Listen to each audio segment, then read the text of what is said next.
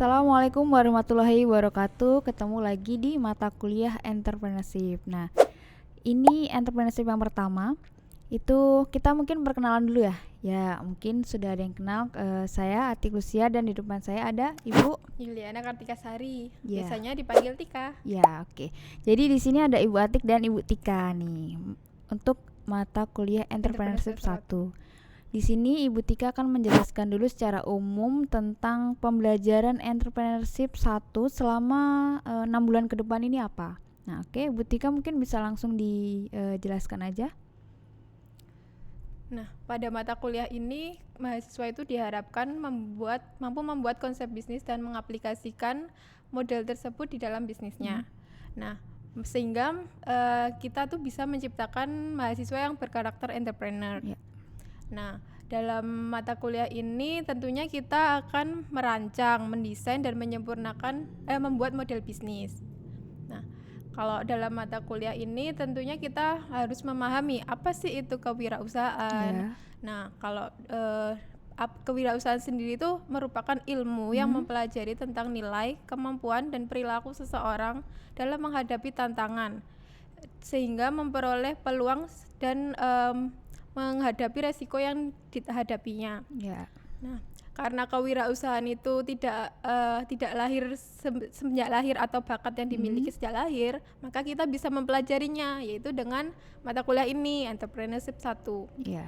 Nah, kalau di entrepreneur itu sendiri tentunya ada orang yang melakukan atau menjalankan. Ya, nah, biasanya kita tuh disebutnya entrepreneur. Ya. Nah, entrepreneur itu siapa sih? Yaitu mereka yang melakukan usaha-usaha kreatif dan inovatif dengan jalan mengembangkan ide dan menentukan sumber daya untuk mencapai peluang itu, sehingga akan memperoleh target yang dia inginkan. Oke, berarti di sini lebih ke wirausaha itu yang pemilik bisnis gitu ya, Bu? Iya. Mungkin lebih mudahnya. Oke, lanjut. Nah, tentunya kita tuh harus paham apa sih kewirausahaan, ciri-cirinya tuh gimana.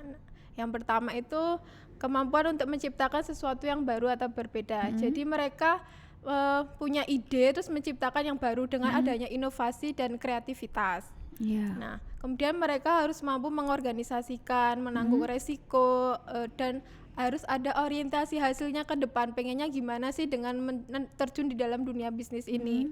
Kemudian dengan adanya tersebut kita bisa melihat peluang yang ada di lingkungan sekitar. Kita bisa ambil ide apa sih, bisnis apa sih yang ada di masyarakat. Kemudian mereka harus punya kebebasan. Jadi dia bisa kapan sih menentukan dia akan mulai, kapan dia akan berhenti, kapan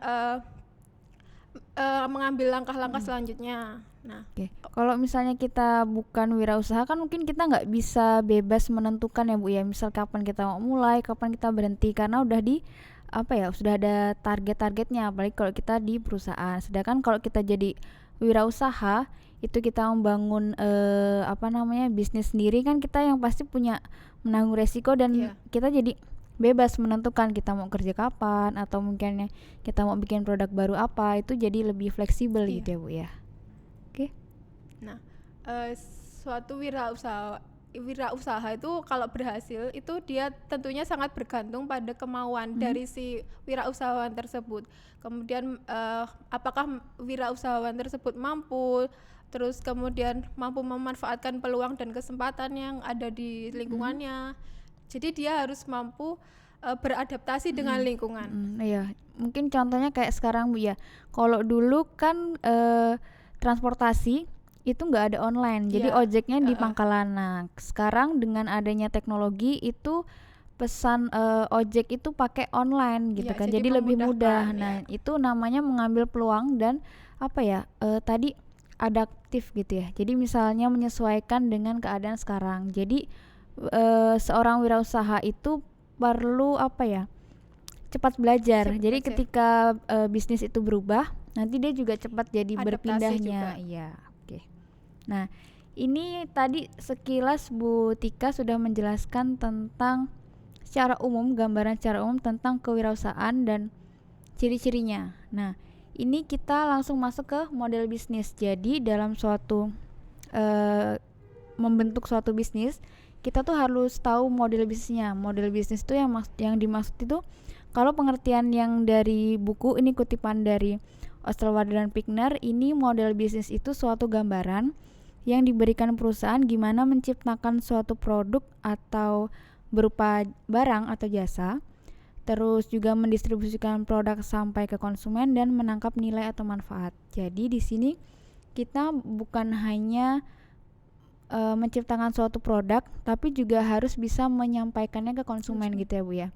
Jadi kan kalau misalnya mau jual punya produk nih, nggak mungkin kan kita diamkin aja Bu ya. Jadi betul. mau nggak mau kita memasarkan biar produk itu laku atau produk Disenangi itu masyarakat disenangi juga, atau paling nggak diketahui lah produk kita gitu. Nah itu masuk ke dalam model bisnis. Nah di sini jadi selain membahas wirausaha secara umum, kita juga akan membahas komponen model bisnis. Nah nanti ada komponen model bisnisnya, salah satunya itu alatnya bisnis model canvas atau BMC. Nah di sini komponen model bisnis itu dikutip dari Richardson 2008 itu. Model bisnis itu ada yang pertama komposisi nilai. Jadi ada penawarannya, terus konsumennya itu siapa, terus yang mau kita tawarkan konsumen itu apa. Lalu ya? Iya, bisa mungkin berupa barang, jasa, ada properti atau dan lain-lain. Nah, yang kedua, membentuk nilai dan sistem pengantaran. Jadi kita ada membentuk suatu produk itu harus ada sumber dayanya siapa. Terus harus tahu suppliernya gimana, terus nanti partnernya gimana, dan yang terakhir ini menangkap nilai atau pendapatannya tadi itu sumbernya arahnya dari mana aja. Nah, di sini kita bisa ngelihat ada 9 blok bisnis model canvas gitu. Nah, ada 9 blok ini, nomor-nomor ini untuk memudahkan teman-teman aja. Jadi sebenarnya nggak perlu berurutan, tapi untuk memudahkan di sini saya berikan nomornya. Nah, nomor yang pertama ini tentang customer segment. Jadi kita harus tahu dulu siapa segmen dari produk kita. Lalu yang kedua, kita menetapkan value proposition atau nilai keunggulan nilainya. Jadi misalnya kita bikin suatu produk, nah nilainya tuh apa sih, atau manfaat yang ingin kita tawarkan konsumen tuh apa. Misalnya harganya murah atau mungkin desainnya yang menarik gitu ya Bu. Lalu yang blok yang ketiga ini channel atau saluran distribusi. Saluran distribusi ini gimana caranya kita menyampaikan produk yang sudah kita buat ke konsumen. Dan yang keempat ini customer relationship. Jadi setelah tadi kan kita mengenalkan salurannya, kita tuh gimana caranya bisa mengikat konsumen. Biar tentu sebagai wirausaha kita pengen produknya selalu dibeli dong. Nah, gimana sih caranya kita bisa mengikat konsumen itu gitu.